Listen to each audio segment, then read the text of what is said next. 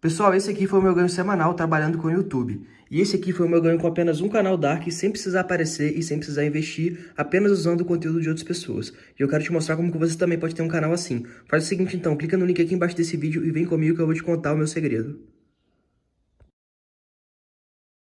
Vamos lá, vamos partir do princípio. Não faz sentido um psicólogo não saber hipnose. Não faz sentido um psicólogo querer dar o melhor tratamento para o seu paciente e ele desprezar a hipnose, tá? Vamos começar pelo básico, o mal do século que todo mundo fala, a própria depressão, tá? Vamos lá. Em 2001, uns caras descobriram que dentro do teu cérebro tem uma rede de neurônios que se conecta, eles batizaram de rede de modo padrão.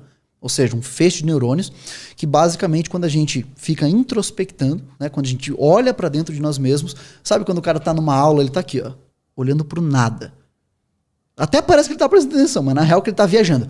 A rede de modo padrão dele tomou conta. Claro, hoje em dia a gente sabe que a rede de modo padrão faz outras coisas também, mas majoritariamente você vem pra introspecção. É quando a gente tá distraído e parece que a gente tá olhando o ar. Exatamente. Tu tá pensando em muita coisa pra dentro. Tá? Basicamente, isso a gente descobriu que isso existe em 2001. Em 2017, uns caras descobriram o seguinte, pô, pacientes depressivos passam mais tempo com essa rede ativada do que pessoas saudáveis, do que pessoas não depressivas. Ou seja, de onde é que vem aquela carambola de pensamentos no paciente depressivo que fica ali introspectando e se ruminando ali?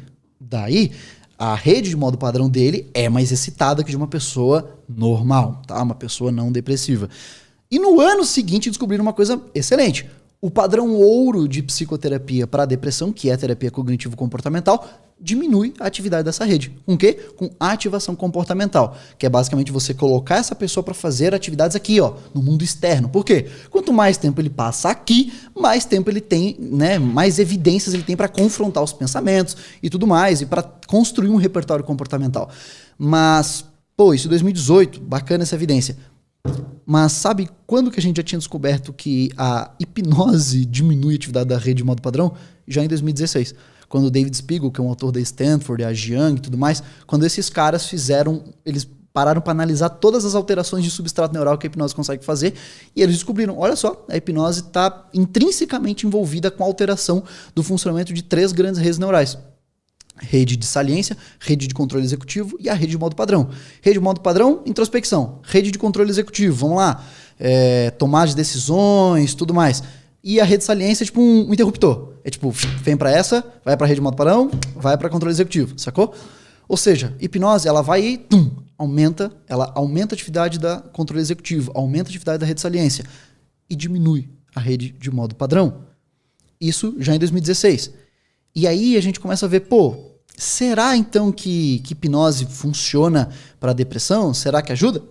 Ajuda. Né? A gente tem Milling colaboradores 2019, mostrando que, pô, a hipnose sozinha, ou seja, a famosa hipnoterapia, que já vou explicar que não existe, é uma balela do caramba, mas a hipnoterapia sozinha se mostrou tão eficaz quanto a TCC para tratar uma série de sintomas depressivos. Só que ela coloca uma coisa muito bacana.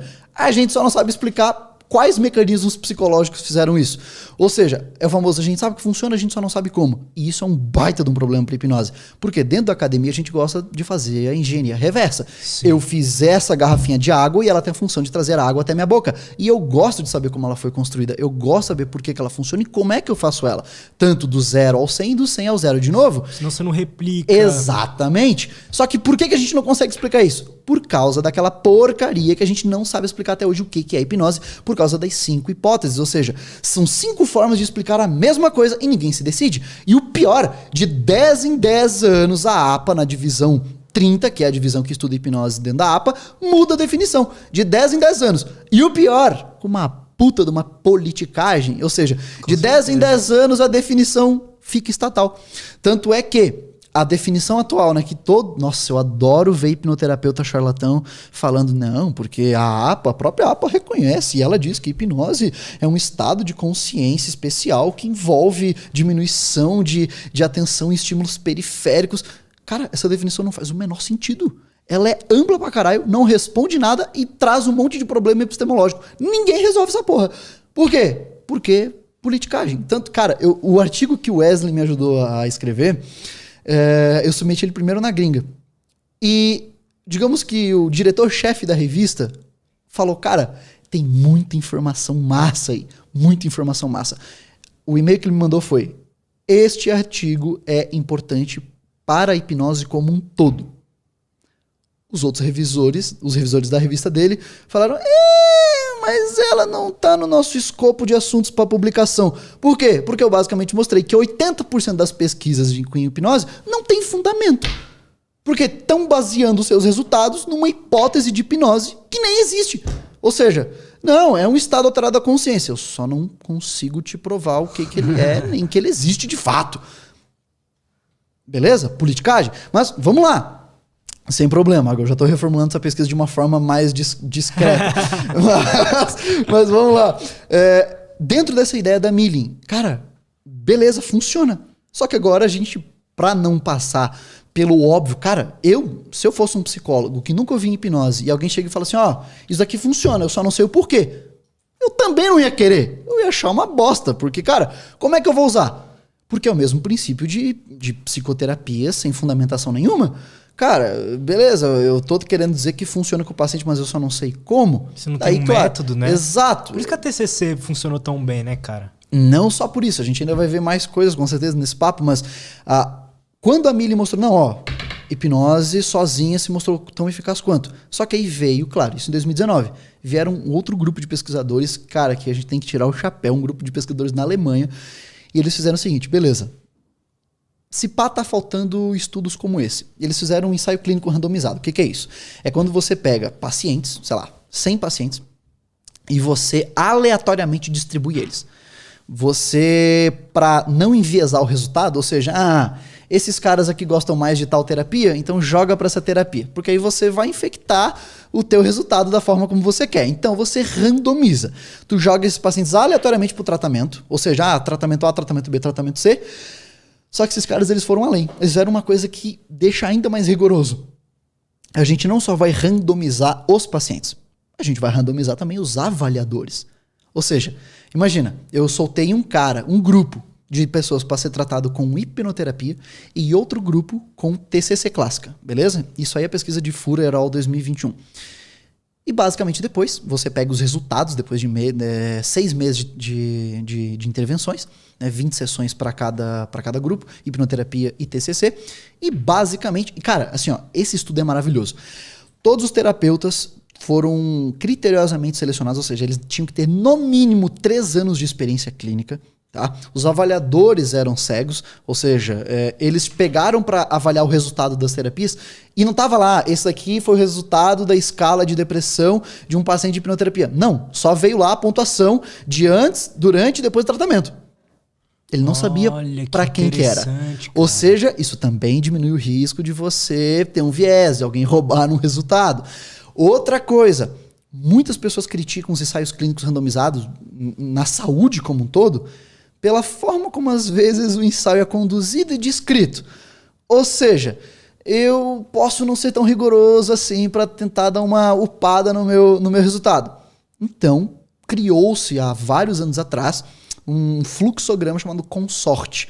Ou seja, tipo uma política de ensaio clínico randomizado. Você segue este padrão aqui, não só de ensaio clínico, mas também da forma como você descreve ele, metodologia, tudo bonitinho. Legal. Esse ensaio de 2021 está de acordo com o consórcio de 2010. É um ensaio maravilhoso. E olha só, é a hipnoterapia. Não é nem a hipnoterapia que eu vivo tentando ensinar as pessoas, que é justamente a hipnose como um adendo na TCC, né, e nas outras abordagens baseadas em evidências. É a hipnose sozinha. Ou seja, se você ler lá, cara, eles fazem um controle maravilhoso. Os caras de hipnose usaram mais técnicas de hipnose do que de TCC. E os de TCC mais de TCC do que de hipnose. Eles controlaram até isso. Eles ainda falam, os de hipnose não sabiam TCC. Os de TCC não sabiam hipnose. E aí, no final, eles basicamente mostram, como a hipnoterapia desses caras aqui, né, essa visão, enfim, humanista, de que esses problemas são todos resultantes lá da infância e de traumas e não sei o quê, eles acabam estimulando as pessoas a lidar com traumas e com memórias estressantes muito mais do que os caras da TCC.